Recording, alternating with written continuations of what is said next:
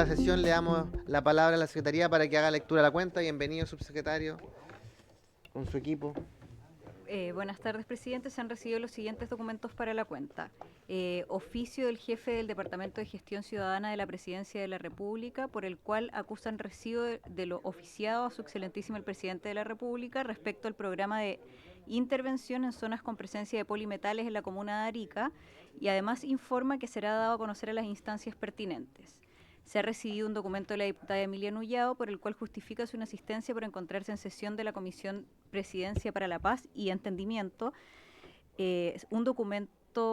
Documentos enviados por el presidente ejecutivo de Desarrollo y Operaciones Ópticas de Chile, señor Francisco Vargas Frick, correspondiente a, primero, un oficio de la Seremi Metropolitana respecto a los requisitos técnicos y administrativos para la autorización de sala de procedimiento de vicios de refracción, una circular del Ministerio de Salud sobre la correcta interpretación del artículo 126 del Código Sanitario referente a las salas de venta de lentes ópticos, y otro documento de la Biblioteca del Congreso Nacional respecto al decreto cuarto que aprueba el reglamento de establecimientos de ópticas. En número cuarto, un documento del jefe de gabinete de la directora de presupuesto, señora Javiera Martínez Fariña, por la cual excusa su asistencia a la comisión de mañana martes 22 de abril por compromisos en el marco de sus responsabilidades. Y número 5, un documento de la jefa de gabinete del ministro de Hacienda, por el cual manifiesta no poder asistir a la comisión de mañana martes 22 de abril por encontrarse fuera del país. Eso es todo, presidente. Bueno, muchas gracias, secretaria. Respecto a la cuenta, lamentablemente tenemos las excusas del ministro de Hacienda, quien está fuera del país, y de la directora de presupuesto, quien se ha excusado de asistir, por lo cual no se hace viable la sesión del día de mañana, pero antes, evidentemente, de poder acordar la suspensión de la misma, quisiera pedir el acuerdo para remitir estos antecedentes, obviamente, a la Contraloría por la inasistencia. ¿Hay acuerdo? Perfecto, buscaremos igualmente un espacio donde volver a citarle.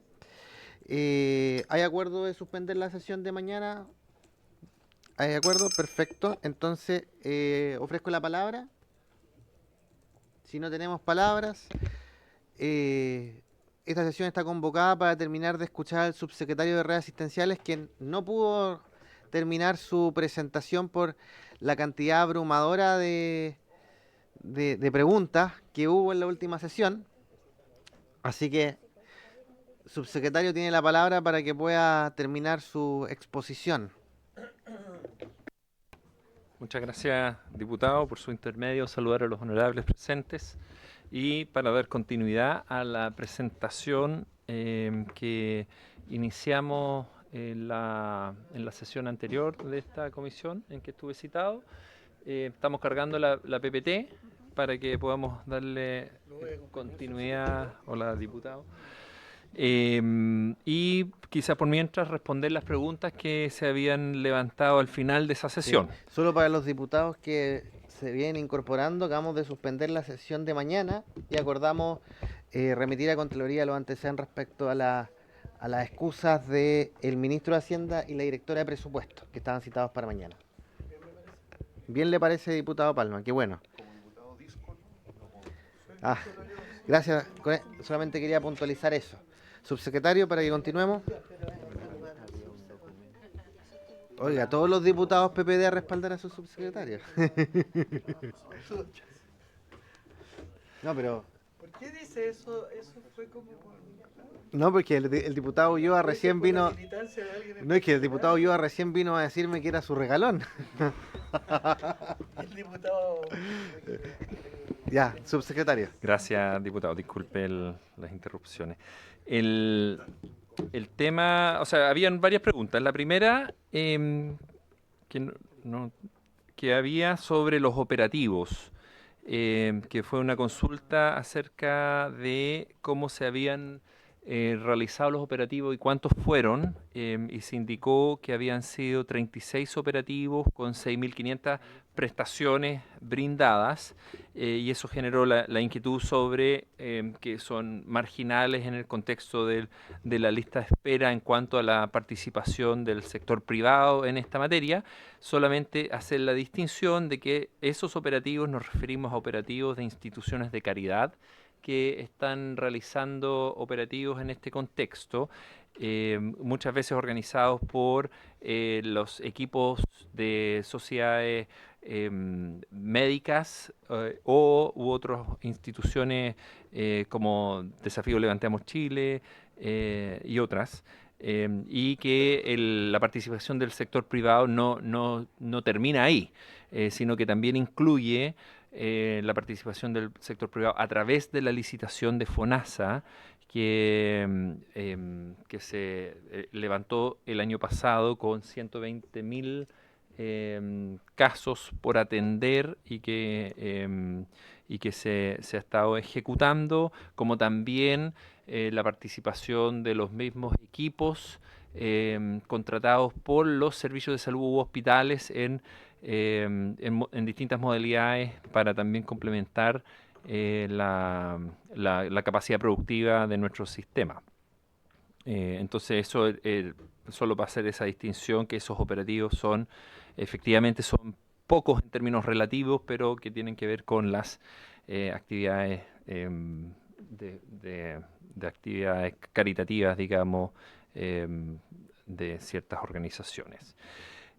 Hubo también una consulta sobre, o un comentario sobre digamos, justamente la participación de los privados, de los mismos equipos médicos que generan o sea, médicos de los hospitales que participan en las actividades en las tardes o en una modalidad diferente al horario contratado como funcionario público.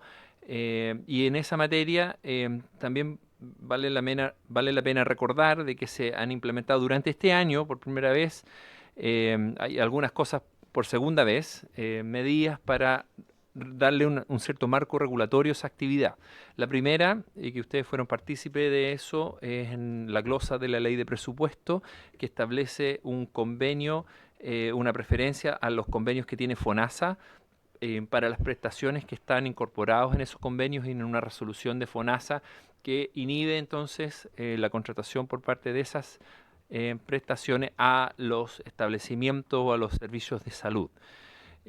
Así también una banda de precios para regular el monto del valor hora que se remunera por las actividades asistenciales cuando son equipos clínicos contratados dentro de los mismos, o sea, que son funcionarios del establecimiento en su jornada diurna y que son contratados en una modalidad de compra de servicio en las tardes, habitualmente en las tardes, también hay casos que puede ser durante el día, pero con una limitación de los precios que se establece para ello.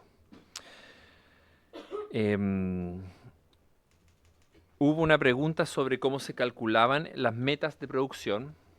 Hay una lámina, esta es la presentación, los objetivos generales, los avances a la fecha, los hospitales entregados, y aquí mostramos en una lámina, creo que la saltaste, ¿o no? No, acá está la meta. Esa. Cómo se calculaban estas metas de producción, y estas son en base a la cantidad de personal que está contratado por cada uno de los establecimientos, su capacidad productiva relacionado con esa capacidad de dotación contratada, multiplicado por algunos coeficientes técnicos definidos para cada especialidad, tantas consultas por hora, tantas rendimientos de pabellones por hora y por disponibilidad de infraestructura, y con eso entonces se llega a una meta de producción para este año. En las láminas que nos faltaron por mostrar vamos a ver cómo estas metas de producción se están tratando de alcanzar durante este año, y vamos a mostrar los datos de producción hasta febrero de este año. Entonces, solo para recordarles que estas son las categorías en las cuales estamos midiendo esta producción programada que se le pide a los establecimientos de nuestra red asistencial. Primera vez que se hace este ejercicio de programación de esta forma y entonces es bien relevante que el seguimiento que le podemos hacer durante este año de la producción con esta modalidad.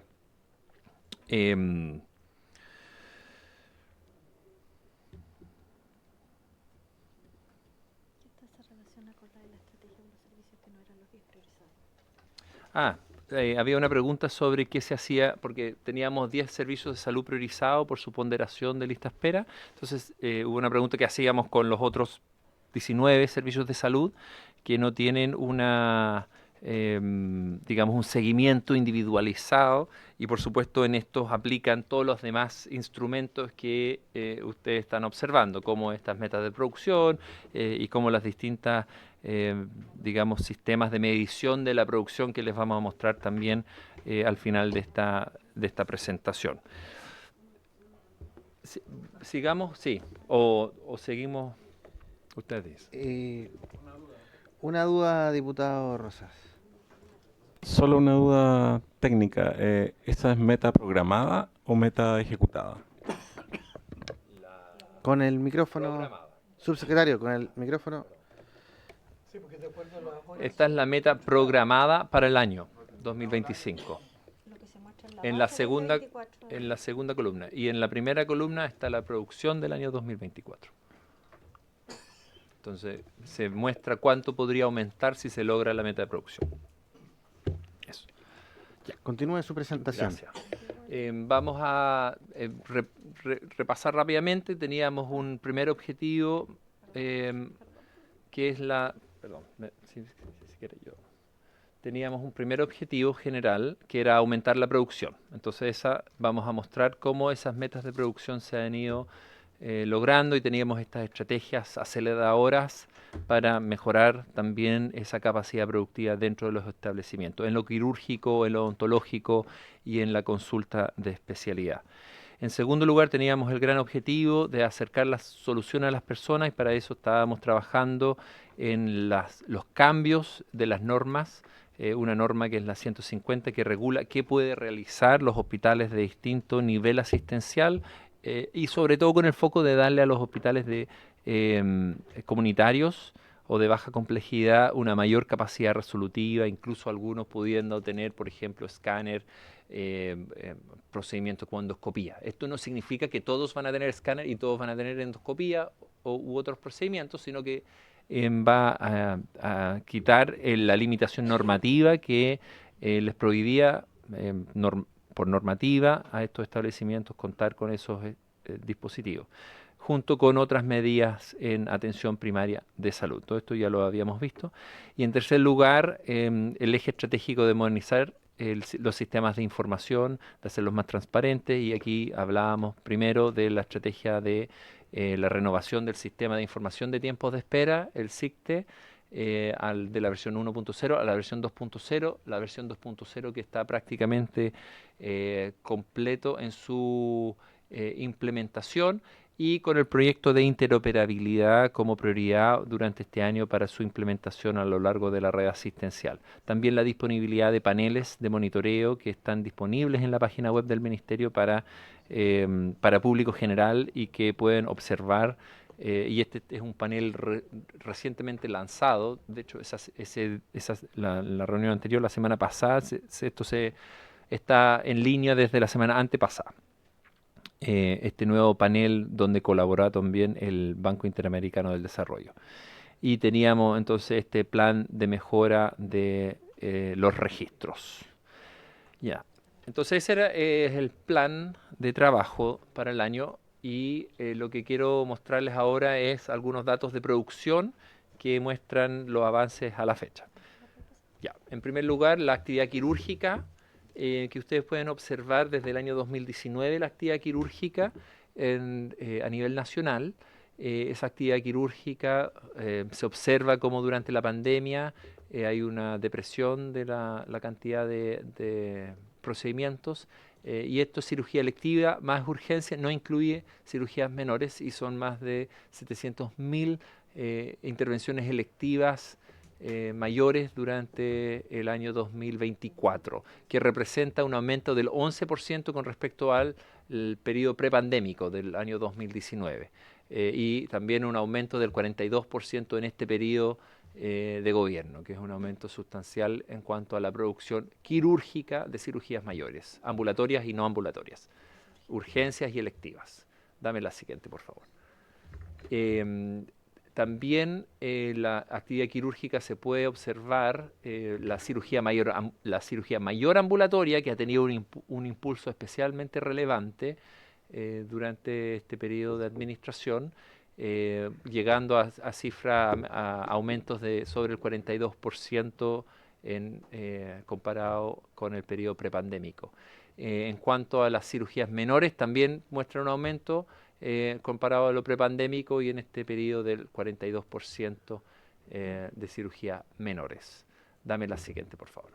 En cuanto a la actividad de consulta, se observa un aumento en el periodo de la administración de este gobierno de un 21% de las consultas de especialidad médica y la consulta nueva de especialidad de prácticamente un 30% de aumento en este periodo también de administración. Aún en estos dos no se superan el nivel de actividad prepandémica, pero estamos muy cercanos a ello, esperando este año poder superar la actividad prepandémica en materia de consulta de especialidad médica y de nueva especialidad. La segunda es un subconjunto de la primera. Dame la siguiente, por favor. Acá la especialidad dental, también hay aumentos del 82% en la consulta de especialidad dental y las consultas nuevas de especialidad dental del 64% en esta materia durante el periodo de administración. Dame la siguiente. Y los egresos hospitalarios, y aquí hay dos datos. Está la cantidad de egresos, que son, durante el año pasado fueron prácticamente 1 millón de egresos, por distintas causas, por supuesto, quirúrgicas y no quirúrgicas, y la cantidad y el peso medio de esos egresos, medido con el indicador del GRD. Esto es bien relevante mostrar que aunque la producción de egresos aún no alcanza niveles, no supera niveles prepandémicos, si bien ha recuperado una cantidad de la actividad digamos durante de la pandemia en adelante, el peso medio de esos egresos ha aumentado significativamente, lo que refleja lo que se ha comentado en la presentación anterior, pero también en otras presentaciones, que la complejidad de los pacientes está en aumento, y eso se puede mostrar muy claramente con este 14% de aumento o 15% de aumento de la complejidad comparado con épocas prepandémicas. La complejidad durante la pandemia es, por supuesto, más alta por todo lo que significó los pacientes con necesidad de ventilación mecánica durante la pandemia y de cuidados intensivos. La siguiente, por favor. Y acá vemos entonces, en los primeros 2 meses de este año, enero y febrero, la producción medido en los términos que habíamos mencionado en esa lámina que destaqué al inicio, donde vemos en esas metas de producción que mencioné, dividido en 12avos, y para los primeros 2 meses del mes, se logra un 90% de la meta de producción para el conjunto del país, y ahí ustedes pueden observar las diferencias por servicio de salud, algunos con niveles de cumplimiento más altos. 4 logran superar el 95% de la producción de consultas de especialidad médica. Ninguna llega al 100%. Ahora hay que considerar que febrero es un mes en términos relativos también más lento en comparación a los otros meses del año, y aquí estamos dividiendo por parejo los 12 meses del año. Entonces, quizás más que destacar el nivel de producción, quizás lo más valioso es el instrumento de medición, que es primera vez que se mide de esta forma, desagregado por servicio de salud, el nivel de producción en relación a una meta que está regulado por ciertos coeficientes técnicos en la programación de la actividad de los hospitales. Mencionar que el caso de Tarapacá es porque no cargaron los datos de producción al REM durante febrero y eso ya está regularizado. Entonces esa cifra no está corregida, el 50,2% que aparece ahí de cumplimiento a febrero, pero en las siguientes versiones de producción del REM va a estar, porque ya nos contactamos con el Servicio de Salud para que regularizara su informe de producción. ¿Y hay alguna sanción por no haber cargado, imagino yo, un sumario? Cárcel. Claro, no sé si tanto, La sanción diputado. administrativa, eso usted, presidente. O sea, porque... Por ahora ahí son medidas administrativas, más que sanciones administrativas. Sí. La siguiente, por favor. Acá lo mismo, pero en la producción de cirugías mayores, con un 84%, algunos superan el 100% de la meta durante los primeros 2 meses del año, y 7 servicios de salud logran más del 90% de la meta de producción quirúrgica mayor en los primeros 2 meses del año. La siguiente. Las metas de producción de cirugías menores, que también se distinguen de las cirugías mayores, que también es una forma de medición que se implementa ahora y que no se había implementado o sea, de esa manera, distinguiendo la cirugía mayor de la cirugía menor, y se observa un 83% de avance o un 83% de logro en los primeros 2 meses del año. Presidente del cuerpo. O sea, primero con micrófono, Sí. porque si no nadie No, sabe por lo su intermedio, aprovechar de preguntar antes que se pase la diapo, ¿por qué Antofagasta sale tan bajo al igual que Tarapacá? 30 Tarapacá yo lo había escuchado. con el micrófono, Por su intermedio. el otro lado, el que está abajo, el S. Ahí sí. Perdón. Sí, presidente. Bueno, Tarapacá lo habíamos informado, hubo un retraso en el REM de febrero, pero en el de marzo va a venir corregido. Y en el caso de Atacama, bueno, como decía el señor subsecretario, es la primera vez que desagregamos las cirugías menores de las mayores. Y en algunos servicios, la disponibilidad de pabellones de cirugía menor o una de las cirugías menores más frecuentes, que son las odontológicas, están más retrasadas. Entonces estamos ahí, sí, en Atacama, mirando una mejora del proceso, que la verdad es que nosotros lo veíamos en conjunto y recién ahora estamos separándolo y viéndolo con mayor detalle. O sea, primera vez que en este gobierno se subdivide. Se subdivide. Porque en informes Sí. me parece que de ciclos anteriores sí se había hecho. Pero las metas se colocaban global, o sea, primero informábamos los tiempos de espera globales, Sí. cirugías mayores con menores. Es en este periodo donde se empiezan a separar y a mostrar con mayor detalle. Y en las metas de producción, es primera vez que ponemos metas de producción de cirugía Ya. menor. ¿Cuántas láminas le queda para que terminar esta parte de las tablas? ¿En cuánto vamos? O sea, si quieren terminamos esta parte de las tablas. Sí, terminemos esta tabla y abrimos la palabra. La siguiente entonces es lo mismo, pero en consultas de especialidad odontológicas. El micrófono. Lo Ahí siguiente saltó al es... tiro el diputado ahora ya con Antofagasta. Lo siguiente es lo mismo, pero de producción de consultas de especialidad odontológicas, que logra un 88% de, digamos, de cumplimiento durante los primeros 2 meses del año en términos promedios, con las diferencias que también se pueden observar en algunas regiones del país. La siguiente. Y los egresos hospitalarios, que era la otra categoría que donde se fijan metas entonces para la actividad de los hospitales, donde se logra un ponderado del 86% de cumplimiento y 14 servicios de salud sobre un 90% a febrero. La siguiente. Eso. Ya. Abro la palabra, diputado Lee, después diputado Araya. Y después volvemos. diputado Palma. Gracias, presidente. Mire, a mí me gustaría mucho que lo que hemos visto en cifras se manifestase en la realidad, pero la verdad es que veo cifras muy potentes, muy buenas en relación a Arica Parinacota y que en realidad no se condicen con la realidad. La región de Arica Parinacota no es una región grande, por lo tanto es muy fácil percibir el estado real de cualquier situación. Entonces, ya que estamos hablando de metas, una primera pregunta que a mí me gustaría dejar absolutamente zanjada es ¿qué va relacionado al cumplimiento de una meta?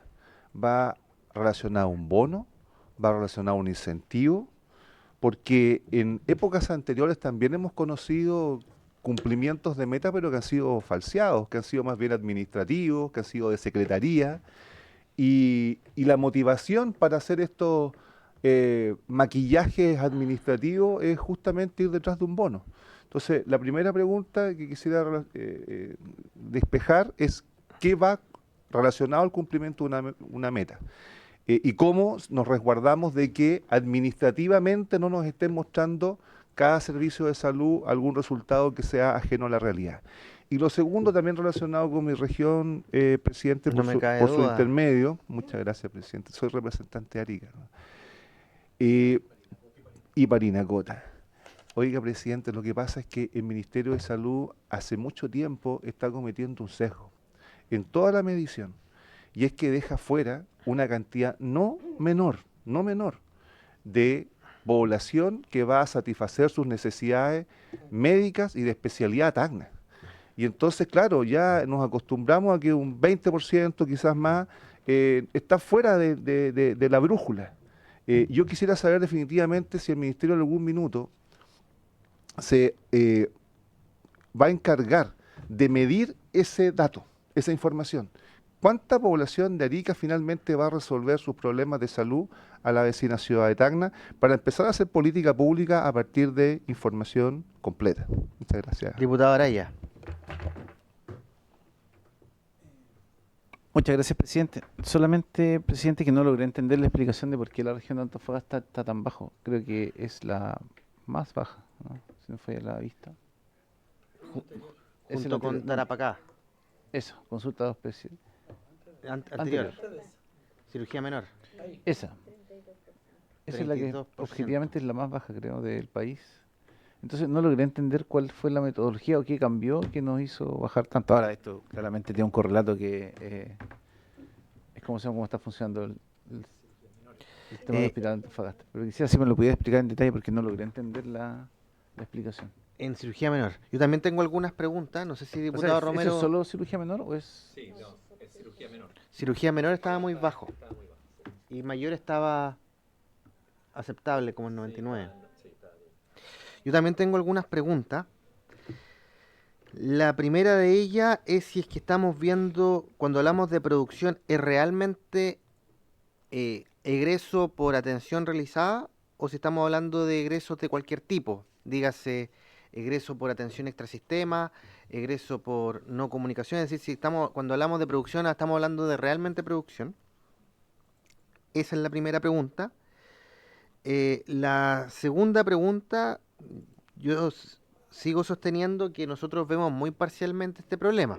Quizás en materia quirúrgica la vemos de forma más integral, porque sabemos que hay un primer paso que es la consulta de especialidad y tenemos un segundo paso que es la intervención quirúrgica.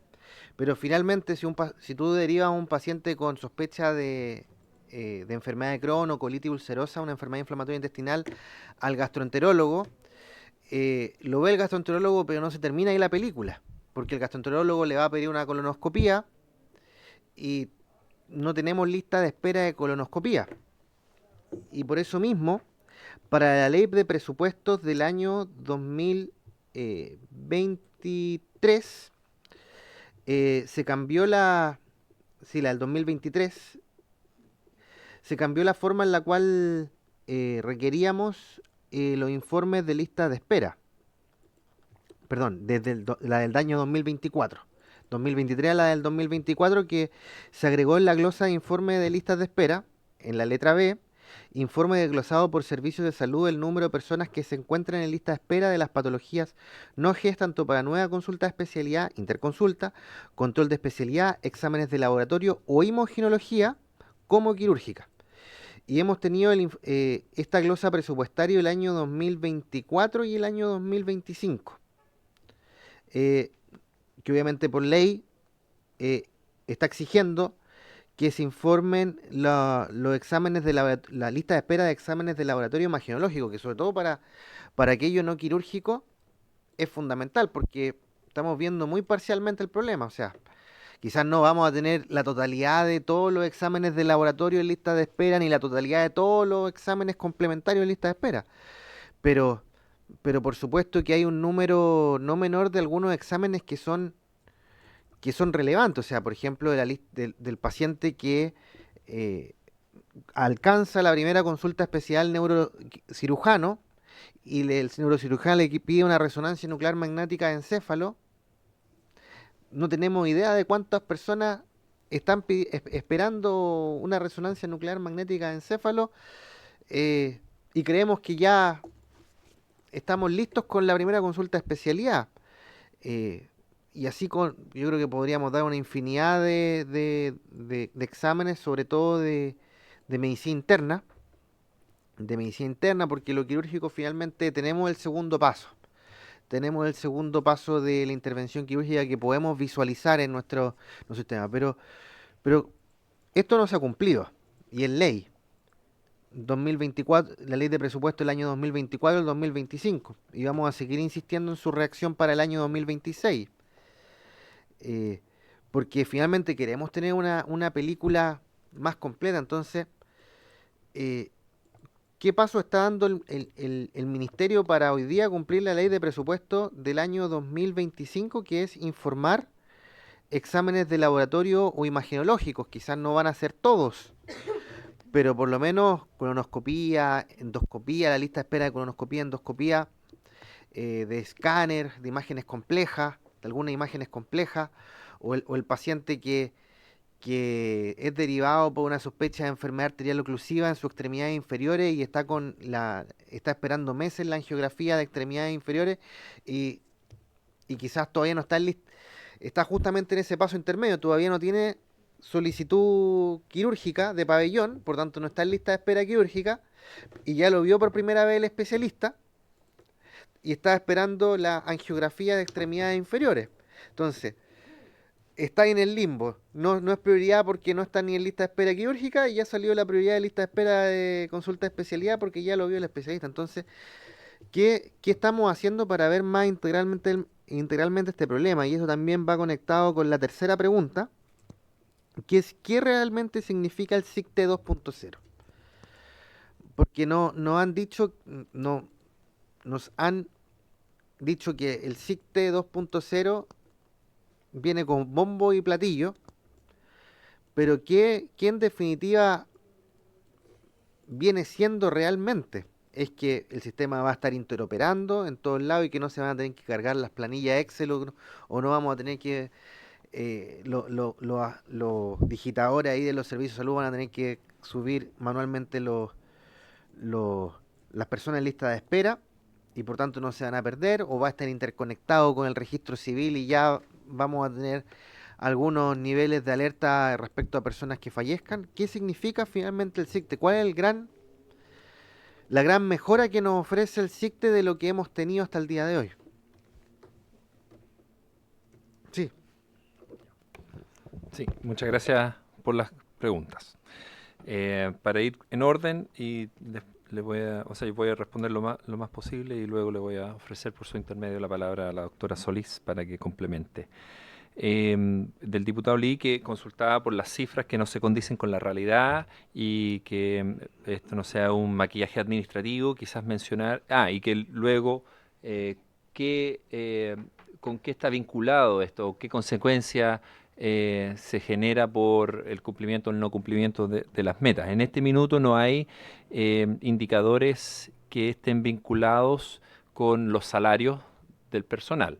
Esos son incentivos que se podrían generar. Hemos analizado los sueldos, por ejemplo, del personal médico, y ahí hay espacio para dos, digamos, incentivos variables que podrían aumentar, pero estos incentivos variables no superan un 8% del salario del médico durante 2 meses al año. Es decir, durante el grueso del sueldo médico es un sueldo fijo, y las variables además que están consideradas hoy día para la modificación de esos montos son variables que por una parte pueden ser vinculadas a la calificación en la ley en los médicos que están en jornadas de 28 horas, y esas calificaciones, siendo todas de muy alto nivel, se termina sorteando una buena cantidad de la distribución de ese bono. Entonces hemos hecho el diagnóstico de que hay una bonificación asociada a esa ley que es inefectiva en la práctica, y hay una propuesta de ley justamente para modificar eso, que está ingresado al Senado hace un poco más de un mes. Y en la otra ley médica, en las personas que tienen jornadas de 11, 22, 33 y 44 horas, los indicadores que están relacionados con ese incentivo variable son muchos, y termina diluyéndose el efecto de cada uno de esos indicadores, y por tanto tampoco tienen un efecto tan práctico sobre generar una diferencia remuneracional para los colegas en esa modalidad. Y por tanto también ese proyecto de ley también hace un perfeccionamiento concentrando esos incentivos existentes en producción, que es lo que quisiéramos algún día poder vincular con esta herramienta. Eso por parte de los médicos. Y en cuanto al estatuto administrativo, es decir, el personal no médico, no ley médica, que es o sea, todos los profesionales que no son médicos, odontólogos o químicos farmacéuticos, sucede algo similar, en que también hay algunas metas sanitarias, pero que tienen un conjunto de indicadores cuyo impacto final en el nivel remuneracional ya es bajo, y diluido por todos los indicadores que se miden, también genera digamos, una situación de poca claridad sobre cuál es la razón por la cual hay una diferencia mes a mes o el pago de algún bono, de algún bono. Entonces, sobre esta materia hay un debate importante que hay que tener sobre cómo podemos ir perfeccionando los reconocimientos remuneracionales del personal clínico en relación al cumplimiento de metas que son las más prioritarias para el sistema. En segundo lugar, hay herramientas que afectan a los directivos, como son las metas de la alta dirección pública, que afecta a directores de servicios, directores de establecimientos, subdirectores también, de ambos, que están vinculados en sus convenios de desempeño, y ahí sí se incorpora algunas metas y métricas de cumplimiento de distintos tipos de producción o cumplimiento que probablemente en los directivos tenga un poco más de impacto, porque es un instrumento con más fuerza, digamos, en términos de lo que implica su evaluación continua. No sé, Andrea, sobre ese punto, si quieres agregar algún otro comentario o métrica que se me puede estar quedando en el tintero. Sí, estamos. Muy sobre el punto, diputado. Solamente entendemos todos que el incentivo o los bonos que reciben los directivos de los servicios de salud al presentar buenos resultados es importante relacionado, por ejemplo, con los médicos, la parte clínica. Entonces, subsecretario, yo de verdad, en nombre propio al suyo presidente, creo que eso tiene que ser revisado con urgencia, porque ya primero hay antecedentes de maquillaje de cifras, muy probablemente por ir encima de esos bonos, y eso probablemente se pueda seguir repitiendo debido a la autonomía que tienen los servicios de salud. Sería, digamos, lo que quisiera en este caso resaltar, presidente. Así me consta que hay falseamiento de cifras, y entonces yo no puedo aceptar, sentado en esta comisión, de ver que mi región tiene cifras en el papel tan positivas, cuando la realidad es totalmente opuesta a eso. O sea, yo creo que también tiene que ver, o sea, pueden haber dos elementos de lo que usted plantea. Una subconsulta por las personas que van a Tacna, y que en el fondo es una demanda invisibilizada, y por eso plantea usted el tema de la posibilidad de estudiar ese fenómeno. Y otra cosa es efectivamente que como depende del mismo director de servicio de salud, la carga, que se carguen los Excel, que se cargue la información, es fácilmente manipulable, y no solamente a nivel de servicio de salud, también hay muchos directores de APS o directores de consultorio que falsean la información. Han habido hartos escándalos en Chile porque cuando se hacen los censos, hay muchas partes de Chile, todavía las municipalidades no contratan el plus que permite, apretando un botón, sacar las metas IAPS. Entonces, todavía se siguen haciendo en muchas partes con los talonarios. Estos talonarios muy antiguos, que más encima se pierde una cantidad de horas hombre/mujer tremenda en los consultorios, la cual van contando ya, le revisaban los pies diabéticos a todos los pacientes, ya van revisando todas las cartolas una por una, y dicen, hemos cumplido el 60%, pero agreguémosle un 5% más. Y eso, hay casos, en Viña hubo varios en varios momentos, quizás no en la historia reciente, pero sí en la historia mediana de directores de CEFAM que falsearon datos respecto a metas IAPS, que quizás no son indicadores que implican la vida de los pacientes, pero finalmente sí implican el pago de metas. Así que no es un tema solo a nivel secundario. Sobre el punto, presidente, responder también que justamente esta reflexión que ustedes están dando es por lo cual, y voy a aprovechar de responder la última pregunta suya del CICTE 2.0 y qué valor agrega, es por lo cual el gold standard, es decir, la herramienta, el patrón de oro para la medición de la actividad y de las metas y de los indicadores es lo que usted decía, que se extraiga directo de la fuente, que es la ficha clínica electrónica. Y para eso el CICTE 2.0 no da una respuesta, sino que es el proyecto complementario que mencioné en la reunión anterior, que es el proyecto de tiempos de espera interoperable y la interoperabilidad en términos más generalizadas también. La interoperabilidad es que el sistema de registro clínico electrónico que sea contribuye datos en un formato estandarizado que se determina en algún nivel normativo a un sistema centralizado de repositorio.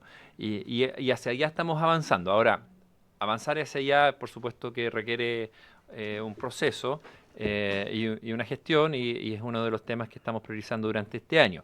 CICTE 2.0 es, podríamos decir, un paso intermedio de mejoramiento de una herramienta que es el CICTE 1.0, que existía desde el año 2017, y que el CICTE 1.0 le faltaba actualizaciones, digamos, de capacidad y de funcionamiento que están reflejadas en esta lámina, que no lo voy a mencionar en detalle, pero que básicamente le permite procesar una mayor cantidad de datos en un tiempo más veloz y con mayores validaciones de los datos que se le cargan. Pero esos datos se siguen cargando en Excel.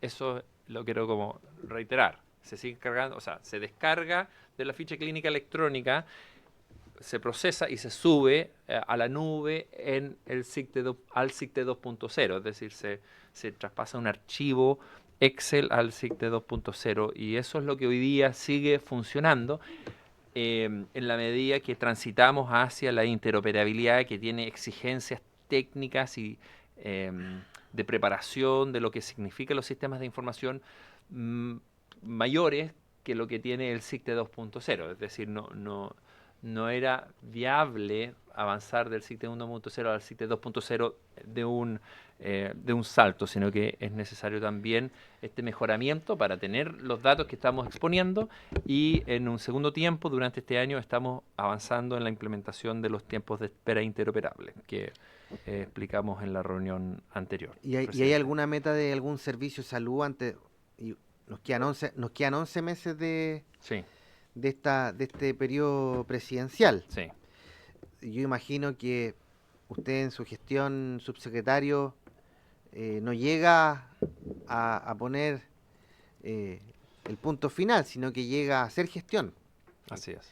Entonces, en ese sentido, ¿usted podría comprometernos algún servicio los 29 que esté interoperando uno más antes de que terminen estos 11 meses? Digo yo. Nosotros tenemos, yo no quiero hacer no está preparado para dar un compromiso formal, pero nuestro cronograma estipula que esté implementado en todos los servicios de salud. Antes de terminar el gobierno. Antes de terminar el gobierno. Eso es lo que estipula nuestro cronograma, que no es lo mismo que comprometerme a eso. Entonces, pero es bien importante esta distinción. Solo para nueva consulta de especialidad. Claro, para el caso de uso, consulta nueva especialidad. Ahora, ¿qué significa esto? Significa que de la ficha clínica electrónica... Médica solamente. De la Nueva consulta de médica, especialidad médica. médica. Esto significa de la ficha clínica electrónica de atención primaria, cuando el médico ingresa a una interconsulta en el sistema, ese sistema tiene que automáticamente enviar un mensaje en una estructura predeterminada a un servidor central que tiene contratado el Ministerio de Salud y que va a recibir esta información de todos los sistemas de información de ficha clínica electrónica del país y nos va a dar una trazabilidad mucho más cercana y en tiempo real de lo que está sucediendo en todos los establecimientos. Y esto va a permitir entonces tener la misma información que tiene hoy día el SICTE, que se carga manualmente, pero extraído directamente desde el origen, esa información desde este servidor central se devuelve a la ficha, al sistema de registro del hospital, donde se continúa el paciente su proceso de atención, y de la ficha clínica del hospital se devuelve entonces una contrarreferencia cuando eso sucede. Ese es el proceso de primera consulta de especialidad que está regulada en este primer ejercicio de interoperabilidad. Pero primero llega al MinSal. Llega un servidor en la nube, digamos. Llega al servidor a la nube y después baja al hospital de Claro. referencia. Sí, por favor, Sí. Andrea, así que... Sí.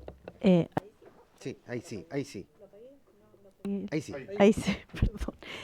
Sí, bueno, lo que está explicando el subsecretario, efectivamente el proceso, lo que se define es el conjunto mínimo básico de datos y con el lenguaje que tiene que tener a nivel primario y a nivel secundario. Y efectivamente la información va hacia lo que llamamos un bus de integración, y de hecho van a ver, me parece que son como 6 buses de integración que van a capturar la información de los servicios de salud desde el nivel primario al nivel secundario. Y lo que va a permitir efectivamente es conocer qué tipo de pacientes se derivan, y eso también va a disparar a un visor. O sea, ya no vamos a necesitar un SICTE, sino que dado que en el bus de integración van a estar el conjunto mínimo básico de datos, desde ahí se va a mostrar en los visores qué pacientes están siendo derivados, cuántos pacientes están, y al revés, cuando el hospital lo atienda, ¿cierto? En el nivel secundario, hagan la atención y den check la atención realizada, eso va a alimentar al sistema para sacarlo de la lista de espera automáticamente sin que nadie entre a subir y bajar planillas. Eso es lo que está diseñado. En consulta nueva especialidad. Como primera médica. etapa, sí, estamos trabajando con todos los servicios de salud. De hecho, hay distintos avances. Hay algunos que todo depende también la velocidad en cuanto a los sistemas de información de registro clínico electrónico que tienen cada uno de los hospitales. La verdad es que la variabilidad es muy grande. Hay sistemas de comerciales, hay sistemas de desarrollo local y hay sistemas que todavía están medio en papel en algunos procesos, ¿sí? La atención primaria, por supuesto, que lleva años luz, mucho mejor que los niveles secundarios. Entre Rayem y Avis Latam. Hay un par efectivamente, está un poco concentrado, pero efectivamente están muchísimo más informatizados que el nivel hospitalario. Y el nivel hospitalario, lo que era un proyecto que era el SIDRA, ¿cierto? Que era el Sistema de Información de la Red Asistencial, avanzó en como la intercomunicación, digamos, de las derivaciones de las interconsultas. Entonces, por eso se decidió avanzar primero en eso, en todos los servicios de salud, y en la medida, digamos, que vayan avanzando, se van a ir uniendo todos sus CEFAM y hospitales para ir alimentando este bus de integración. Uh-huh. Y respecto a poder informar alguna lista de espera de exámenes un poco más complejos, Sí. para tener una mirada más integral. Sí, sí.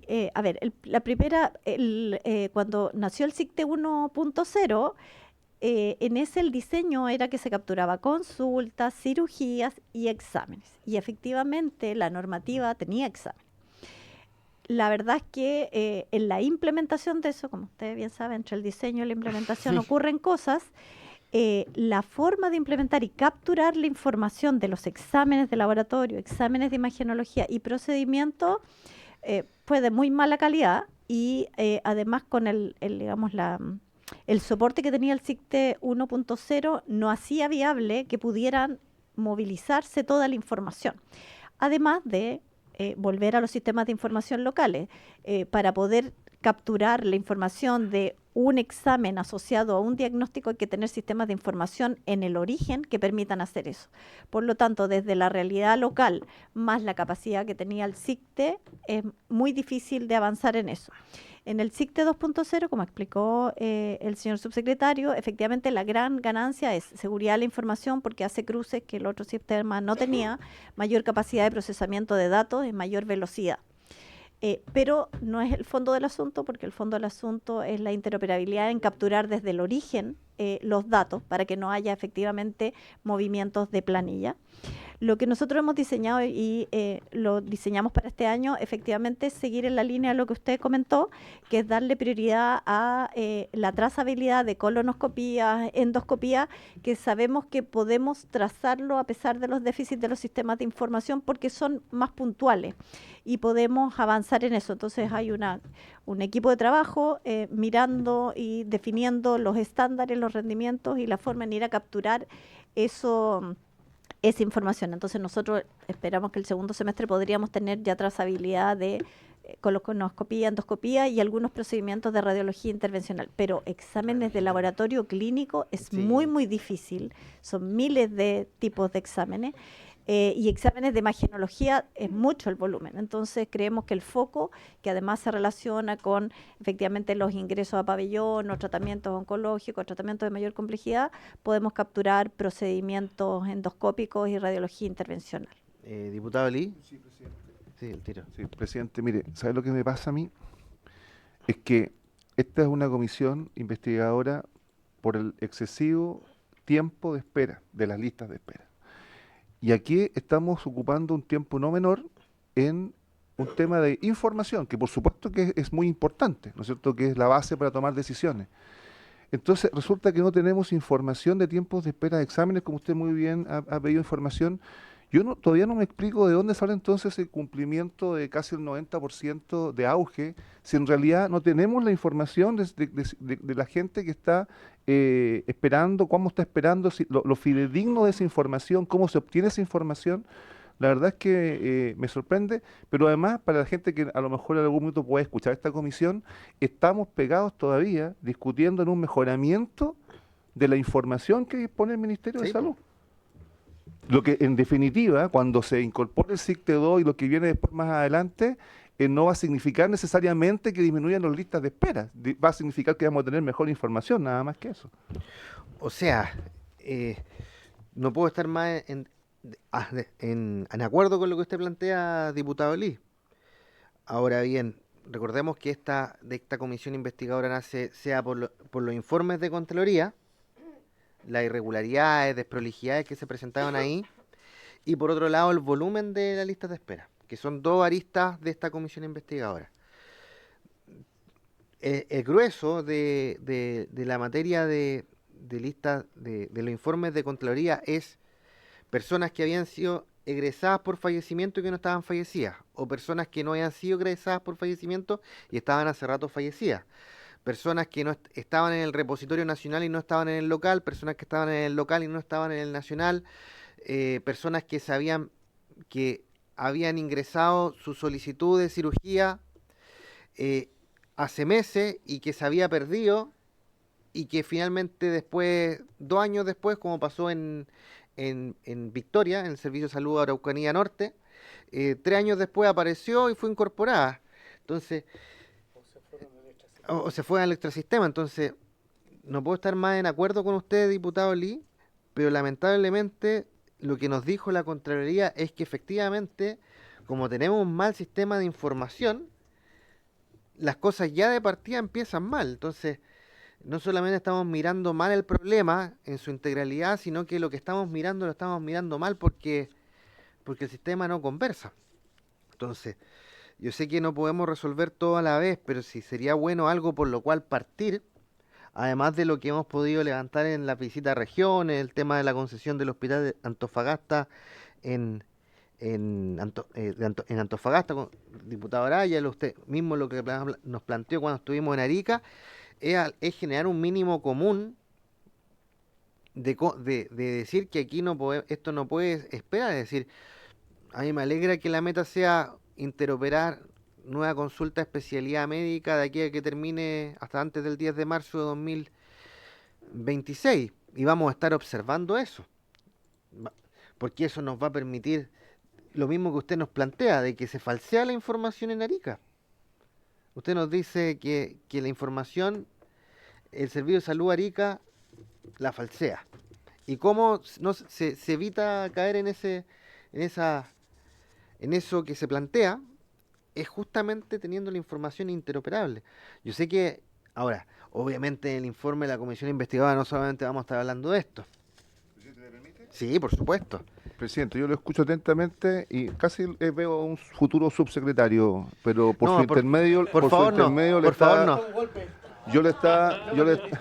Por su intermedio le estaba preguntando al actual subsecretario, que de verdad yo creo que tenemos una tremenda oportunidad de mejorar la salud de los chilenos. Ahora, presidente, yo evidentemente vengo del mundo no solamente médico, sino también científico, valoro mucho la información y los datos, y obviamente que hay que apoyar este periodo de transición y mejoramiento en la obtención de datos. Pero ¿sabe lo que pasa?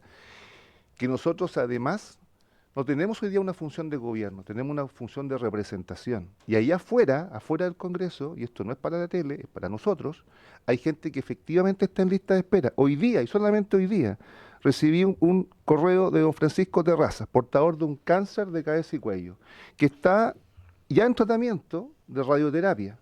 Y le informan desde Antofagasta, de la tierra de mi amigo, colega, diputado Araya, que están colapsados con la radioterapia y que no lo van a poder atender y ni siquiera le dan fecha, es decir, no está suspendido su tratamiento contra el cáncer. Entonces, yo entiendo su explicación, me hubiera gustado que me lo hubiera dado el subsecretario, pero la idea es ir caminando en realidad a identificar estos problemas y en ver cómo solucionamos esto. O sea, el señor Terraza no le podemos entregar la información de que estamos esperando que un sistema sea interoperable. El señor Terraza necesita más radioterapeutas en Antofagasta o en Arica para continuar su tratamiento de su enfermedad. Eso, presidente, muchas gracias. Ahora, ¿eso es GES? Subsecretario. Gracias, presidente, por su intermedio también apoyo el comentario del doctor Lee, que respondió muy bien la importancia de tener un sistema de información interoperable que ayuda a responder, digamos, las dudas que se levantan desde la misma Contraloría o desde otros observadores que cuestionan la calidad del dato. Y la calidad del dato, lo que no se mide no se gestiona, entonces es importante que podamos estar midiendo adecuadamente nuestra información, y en la medida que el sistema se ha ido complejizando y aumentando en volumen y en cantidad, mientras más datos hay que son manipulados por las personas, más posibilidad y probabilidad hay de que esos datos tengan errores, ni siquiera por mala fe, que no es descartable completamente, pero simplemente por la manipulación del dato, que genera también una posibilidad y una probabilidad cierta de cierto error cada tanto, digamos, gestión cada vez que se manipula la información. Ahora, entonces, o sea, como trabajo de tiempo, para cerrar el tema de tiempo de espera interoperable como proyecto, comentarles también que requiere también una masa crítica de conocimiento sobre lo que significa la interoperabilidad, que incluye estandarizar la información, estándares internacionales como el HL7 FHIR, que es el que estamos adoptando para la definición del conjunto mínimo básico de datos. Requiere también cierta capacidad técnica informática que tienen que tener los equipos del ministerio, los equipos de los servicios de salud y, por supuesto, los desarrolladores de los registros clínicos electrónicos. Para eso tenemos una colaboración muy estrecha hace ya muchos años con el centro SENS, que actualmente lidera la doctora Maicha Malí, y ellos están también trabajando con nosotros para esta implementación que estamos encargándole a nuestros directores de servicio en liderar estos procesos en cada uno de los servicios de salud. Es decir, los directores de servicios son los encargados de llevar a cabo la implementación de del proyecto Tiempo de Espera Interoperable para la primera consulta de especialidad. Entonces, dicho eso, vale la pena también hacer la distinción entre los GES y los no GES.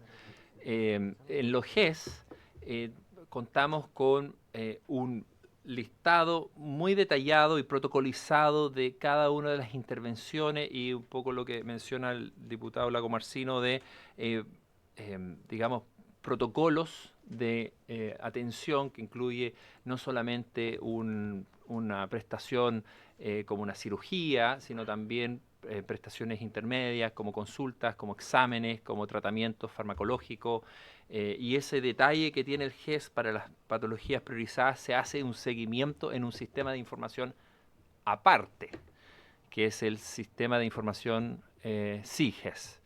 Ese es un sistema de información que nació con el GES el año 2005-2006 y que implica que hay digitadores en las redes de salud cargando la información de cada caso GES que transita por nuestros establecimientos. Entonces, esa información del SIGES nos permite hacer ese seguimiento detallado de cada caso y de cada etapa del tratamiento con las garantías de oportunidad y de acceso que conocemos para cada enfermedad cubierta por el sistema GES. Ahora, extrapolar ese mismo sistema a toda la actividad en el fondo tiene una complejidad que es muy significativa, lo que hace difícil como imaginar eso sin un sistema interoperable. Eventualmente, con una interoperabilidad en otros casos de uso, no solamente en primera consulta de especialidad, sino también para lo quirúrgico, para distintos procesos que son hartos, en las etapas clínicas de cada enfermedad, uno podría empezar a imaginar ya un sistema con más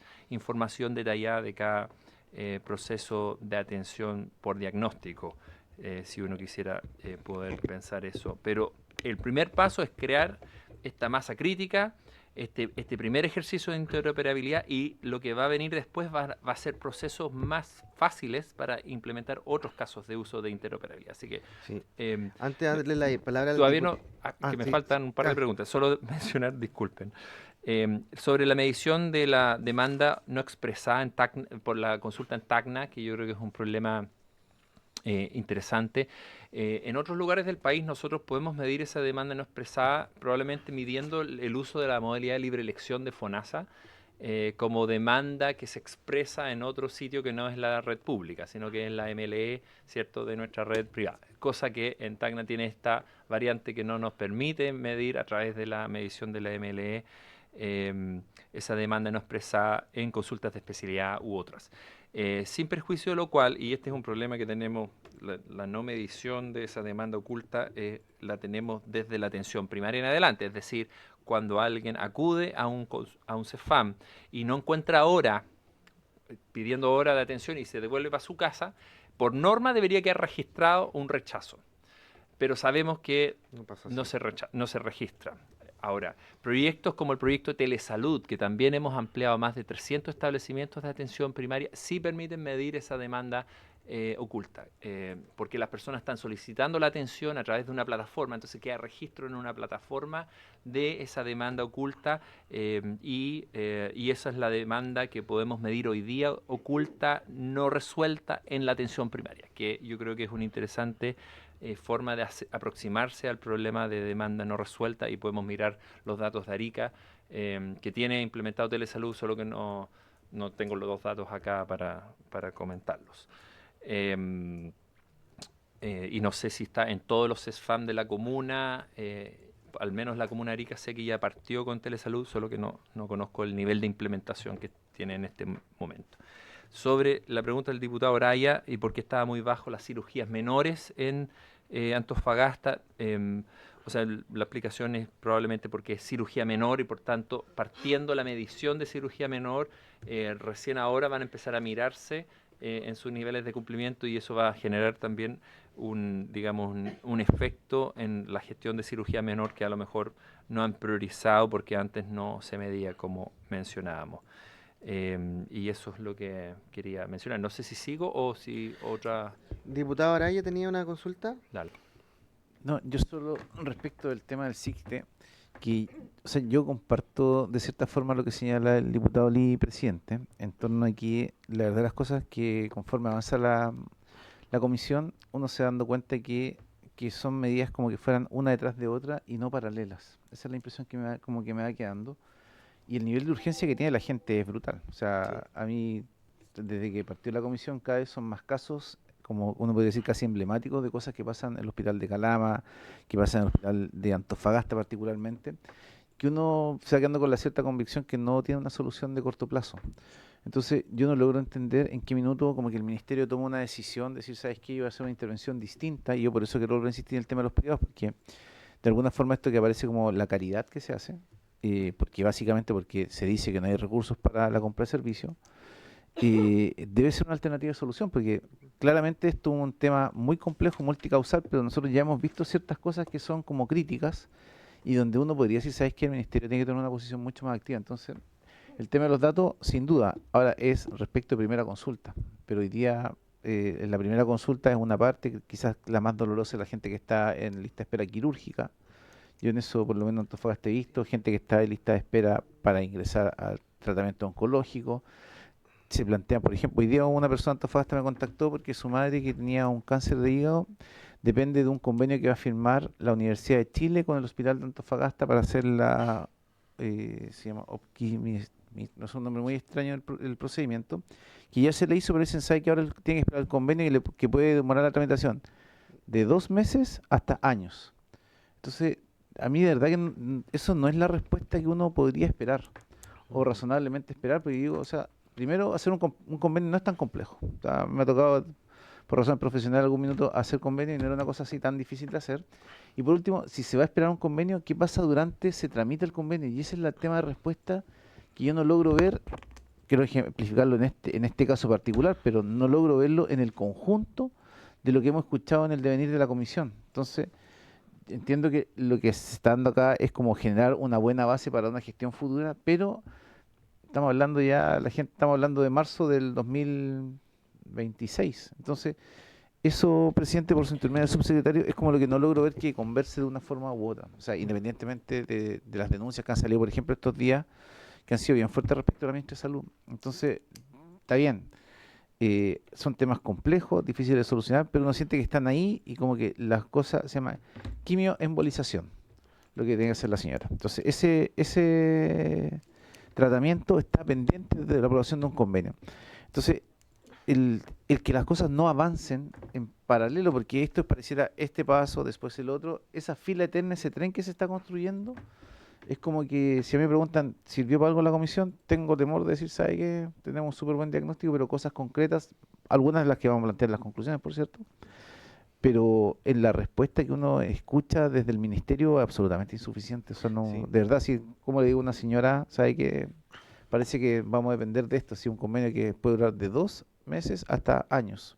O sea, no logro Sí. entender de verdad, subsecretario, cómo va a ser tan difícil concretar un convenio. O sea, de verdad, no lo entiendo. Y así un conjunto de otros temas que se han ido desarrollando en la comisión, pero que nuevamente vuelve todo al mismo punto, como una indefinición, falta de decisión. Yo no quiero decir aquí que usted no esté trabajando, yo valoro mucho la presentación que ha hecho, se ve un plan claro de largo plazo, pero en el intertanto llegamos a esas metas, hay gente que lo está pasando horrible. Ujú. Respecto a eso mismo, si somos capaces de sacar cáncer, de tomar solo cáncer. Obviamente tenemos aquello que es GES y aquello que no es GES. Lo que es GES, sabemos cómo está. Y respecto a eso, yo sé que mientras no salga la ley de GES automático, el FONASA está haciendo esfuerzos para activar segundos prestadores GES a pesar de no haber incumplido los plazos o no haber se colocado el reclamo. Pero hay mucho cáncer que no es GES, por ejemplo el cáncer de páncreas. Cáncer de páncreas, por dar un ejemplo, solamente no es GES. Y por tanto, poniendo en el mismo ejemplo que planteábamos anteriormente, la lista de espera de consulta del oncólogo está en lista de espera. Pero por ejemplo, el paciente que decía el diputado Lee, que está esperando una radioterapia, si es GES, está en la lista de espera GES. Pero si fuera un cáncer de páncreas y requiriera radioterapia o quimioterapia, no está en lista de espera, no sabemos esa lista de espera, más que la sabe el centro el centro de referencia. Entonces, si nos centramos solamente en cáncer, que veo que ahí hay un elemento común en lo que planteó el diputado Lee y el diputado Araya, ¿cuántos centros de...? Porque esto lo vemos por macrozona, por ejemplo, todo lo que es radioterapia de Coquimbo y Valparaíso lo ve el Centro Avanzado de Oncología del Van Buren. Oncología, radioterapia, oncología lo ve el Hospital Carlos Van Buren, ve toda la quinta región. Pero oncología lo puede ver la región de Coquimbo, me parece que es en La Serena. La Serena o Coquimbo, no me acuerdo. Entonces, debemos tener una cantidad acotada de centros de referencia para radioterapia y quimioterapia, como para tener una visión de los pacientes que están en espera de quimioterapia y radioterapia que no es GES. Y cómo podemos enfrentarlo. Porque claramente esta es una de las necesidades más brutales del día de hoy. Podemos tener una mirada, quizás, efectivamente, tener la lista de espera de oncología, de endoscopía y colonoscopía es un sueño para aquellos que tenemos un corazón internista. Pero en las urgencias que nos ha planteado el diputado Lee y el diputado Araya, podemos tener datos más frescos respecto a la cantidad de personas, por ejemplo, que está esperando quimio, radioterapia no GES hoy día. O sea, para alertarnos o no alertarnos, diría yo, porque obviamente tenemos un caso puntual que tiene que abocarnos toda nuestra preocupación, y si pudiera dejar los antecedentes en la Secretaría, lo oficiamos de inmediato. Sí. Si me permite, presidente, y si están los colegas que estamos acá, todavía podemos dar acuerdo, si me permiten oficiar, porque sé que ya estoy fuera de tiempo, pero si hay acuerdo en la comisión. Sí. Sí, presidente, mire, quiero oficiar al Servicio de Salud Arica y al Servicio de Salud de Antofagasta, en concreto a ambos, a nombre de don Francisco Terrazas Soto, RUT 4.956.412-0. Y estoy viendo también que el subsecretario también está tomando nota. Presidente, ¿sabe por qué? Porque es muy emblemático. Este paciente tiene un cáncer de piel y está en radioterapia. Es un paciente que tuvo un cáncer de piel que se pudo haber resuelto con una cirugía. ¿Melanoma? Pero no de los tipos de epitelioma. Y entonces avanzó tanto que hoy día está en grado avanzado que requiere radioterapia. Entonces también quisiera oficiar, a propósito de este mismo caso, al Centro Oncológico del Norte, para que la dirección nos informe cuántos casos de radioterapia están en espera, cuántos casos de Arica, derivados al Centro Oncológico del Norte, están esperando radioterapia. Y también quisiera saber que nos informe cuáles son los mecanismos para que en caso de incumplimiento de oportunidad, sabemos que la obligación del sistema de salud es entonces la compra de servicios y derivar de estos pacientes a hacer radioterapia al sistema privado, ¿cuál es el mecanismo? Porque evidentemente eso no está funcionando, presidente. No está funcionando porque si acá hay un paciente que está esperando radioterapia en el sistema público, no se le está cumpliendo su garantía de oportunidad, este paciente ya debería estar siendo encaminado a los centros privados de radioterapia. ¿Hay acuerdo? Diputado Araya quería... Vamos a seguir lo que hizo el diputado Lee, que me parece notable. No, presidente, solicitar que el acuerdo de la comisión también para oficiar al Hospital Regional de Antofagasta y al Hospital de la Universidad de Chile en Santiago, respecto a que puedan informar en qué es lo que va la firma del convenio para ejecutar la quimioembolización, que está aprobada por el Hospital Regional de Antofagasta y que no ha tenido respuesta. La señora Ana Amado Carvajal dice que durante un año ha estado tramitando esto y se ha enfrentado a distintas negligencias administrativas, pérdida de documentación, demora de gestión, falta de respuesta, y ahora le acaban de informar que no se va a poder avanzar en esta modalidad porque el convenio no está vigente entre ambos hospitales. Presidente, me parece que ya lo he dicho y quisiera que ambos hospitales y ambos servicios de salud, el Servicio de Salud de Antofagasta entiendo que sería por el Hospital de Antofagasta, y desconozco el Servicio de Salud que le correspondería al Hospital de la Universidad de Chile. Ahora, solamente para hacer sobre ese punto, la quimioembolización entiendo yo que no está disponible en todos los centros oncológicos. De hecho, debe tenerlo la FALP, un par de clínicas y probablemente la Universidad de Chile. Entonces, al fin y al cabo, ahí no es que tengan que esperar el convenio, que pueden comprar servicios. Presidente, es que precisamente ese es el tema que estamos viendo. Porque una cosa que me parecía que era esencial y sencilla, que era la compra de servicios, la respuesta que el Hospital de Antofagasta dice que no. Esperar la firma del convenio con el hospital de la Universidad de Chile. No sé si usted me puede ayudar con qué servicio de salud es para que se pueda dirigir la pregunta, el de la Chile. O sea, es que es que un convenio entre el servicio... Ahí para que lo responda... Ujú. Bueno, primero, bueno, me llevo el caso que usted ha presentado, pero también aclarar, bueno, algo lo dijo el presidente, la quimioembolización son procedimientos que se hacen puntualmente en algunos centros, más privados que públicos, efectivamente, entonces no es algo de lo más frecuente que haya y en pocos lugares. Segundo, nosotros tenemos, bueno, la Universidad de Chile, el Hospital del Clínico de la Universidad de Chile es parte de la red de salud del sector público, que tiene dos focos, ¿no? Uno territorial con el Servicio de Salud Metropolitano Norte, pero también una derivación desde el resto del país para algunas prestaciones que nosotros podemos identificar que son como parte de las macro redes. Esta situación yo no estaba en antecedente, pero me la llevo porque puede ser parte de esa, digamos, del convenio que ya existe y que es parte de la Universidad de Chile como parte del sector público. No es necesario un convenio aparte del Servicio de Salud de Antofagasta, así que me lo llevo para verlo y dado que es una prestación puntual y efectivamente la Universidad de Chile es uno de los pocos que tiene radiólogos intervencionales que hacen ese procedimiento, nosotros lo podemos poner dentro de la cartera de las prestaciones de macro redes de alta complejidad. Van Buren parece que hace quimioembolización. Ahí el doctor Cox. si Como no se me lo digo, falla. porque esto es lo que, acá está la solicitud de procedimiento desde el Hospital de Antofagasta, o sea, no, como le digo, ¿cuál es mi tema finalmente? Desde el punto de vista de la señora, que ella tiene un cáncer, su hijo, el que está hace un año, estamos hablando de una persona que hace un par de meses, le dijeron, este procedimiento se hace en tal parte, en la red pública, ya se le hizo hace 2 años y había funcionado bien, y hoy día la respuesta que tiene es que sabe que no se puede. Ahora, si es con el Metropolitano Norte, después de leer las noticias el fin de semana, le digo, la verdad Sí. o sea, realmente era sorprendente y es casi por un capítulo aparte, presidente de esta comisión, las denuncias que hay ahí. Creo que, Sí. o sea, es sorprendente, pero sigamos en esto que está. Me encantaría que pudiéramos sesionar ya, pero no nos da el cuento. ¿Ah? Vamos a tener que hacer una 2.0. Va a ser una Eh, sola para ese hospital, parece. A propósito de lo que plantea el diputado Araya, yo creo que es atingente preguntar también el tema del subtítulo 22, que bueno, ustedes lo escuchaban al principio que iniciamos la sesión.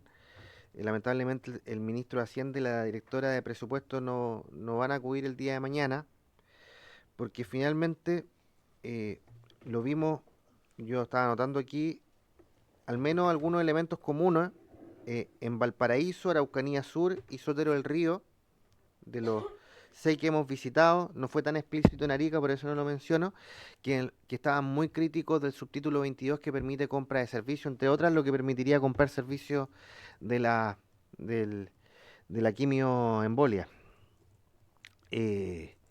Entonces, hoy día su radiografía, subsecretario, respecto a la situación financiera de la red hospitalaria. Sabemos que la cuarta remesa, el cuarto trimestre del año pasado fue muy crítico, menos de lo esperado, y que los recursos han ido llegando a cuentagota a los hospitales para los distintos hospitales. En el Hospital Araucanía Sur y el Sotero del Río, donde tuvimos los jefes de cirugía, nos dijeron explícitamente que ellos han tenido dificultades para operar por falta de compra de artículos de distinto tipo, por falta de presupuesto en el subtítulo 22. Entonces, eso también yo creo que es relevante ponerlo sobre la mesa, subsecretario. Muchas gracias, diputado. Quizás voy a hacer una intervención un poco más larga y quizás mostrar las últimas láminas también para responder las últimas consultas de forma integral. Bueno, como les comenté, la transparencia de la información es bien relevante, la producción de los datos y lo que estuvimos viendo para cada servicio de salud es una forma de generar acción al estar mirando datos de manera integral, quizás no con toda la integralidad que uno quisiera, pero lo que se puede medir es infinito, entonces hay que elegir también lo que uno mide para hacer gestión. Aquí datos que ustedes probablemente ya han visto de la cantidad de casos y los tiempos de espera, cómo aumentaron durante pandemia y cómo hemos ido recuperando tiempos de espera en lo quirúrgico, en la consulta, en los egresos, en los egresos por intervenciones quirúrgicas, también la medición de la última, las personas que están esperando más tiempo, que está siendo priorizado por los servicios de salud en esta estrategia del percentil 75, y ustedes ven cómo hemos ido bajando las personas que están en espera por más tiempo. Esto es en consulta nueva especialidad, nuevamente en intervenciones quirúrgicas, que ha ido aquí, por ejemplo, de los 97.000 en esa espera, ya 10.000 resueltos de ese 25%, ¿cierto?, que más tiempo ha esperado. En lo odontológico, lo mismo. Y quizás para ir cerrando, nosotros nos llevamos los oficios que nos plantean. Por supuesto, esperamos también que lleguen formalmente para responderlos formalmente. Estamos respondiendo los oficios, estamos también con estos procesos de auditoría de la Contraloría, de las auditorías del Ministerio y también de la red, que tiene auditorías terminadas y que las observaciones se están resolviendo, y también los oficios parlamentarios que han surgido en esta comisión especial investigadora y que se están dando respuesta a cada una de ellas. Algunas ya están enviadas y otras están en distintas etapas de proceso para que podamos responder todo lo que ustedes nos han consultado, más las adicionales que se mencionan acá. Y por supuesto que nosotros compartimos probablemente completamente la sensación de urgencia que ustedes han mencionado a través de los casos que nos mencionan, pero también en términos generales.